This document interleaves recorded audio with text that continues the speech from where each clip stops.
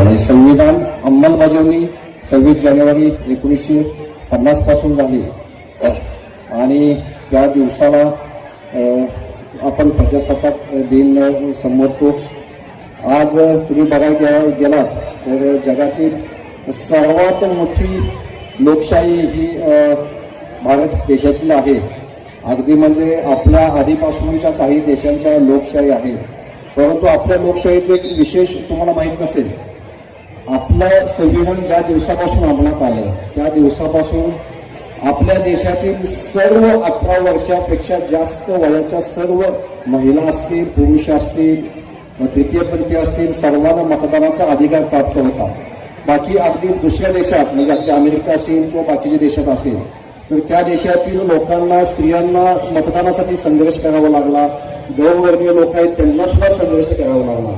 असं आपल्या या लोकशाहीचं वेगळेपण आहे. आता ही लोकशाही आहे म्हणून सर्व आपण सुखानं समृद्धीनं प्रत्येकाचा विचार मांडण्याचं, प्रत्येकाला स्वतःच्या धर्माचं अंमलबजावणी करण्याचं सर्वांना स्वातंत्र्य आहे. असं करत असताना देशाप्रती सुद्धा आपलं काही देणं असतं. आपल्या ज्या शहरामध्ये आपण राहतो त्या शहराप्रती पण आपलं काही देणं असतं.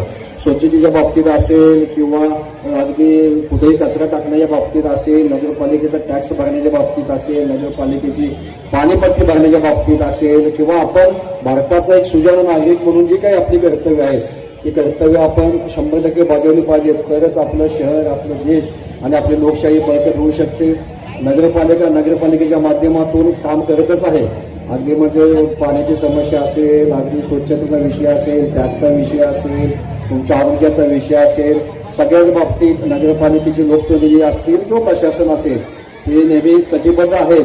परंतु एखादं शहर म्हणून घडवायचं असेल तर त्यामध्ये सांस्कृतिक ओळख असते शहराची क्रीडा ओळख असते, शहराची आरोग्य सुविधा असते, शहराचं आरोग्याचं क्रायटेरिया असतो. या सगळ्याच गोष्टीमध्ये आपणाला काम करायचं आहे आणि या सगळ्याच गोष्टीमध्ये माननीय नगराध्यक्ष महोदय यांच्या मार्गदर्शनाखाली, त्यांच्या आदेशाखाली नेहमीच नगरपालिका हे काम करण्यास आणि शहर एक देशातील उत्कृष्ट शहर म्हणून नावारूपास येण्यासाठी आम्ही प्रयत्न करू. परत एकदा शुभेच्छा देतो. विशेषतः राजेंद्र घोरपडे साहेबांना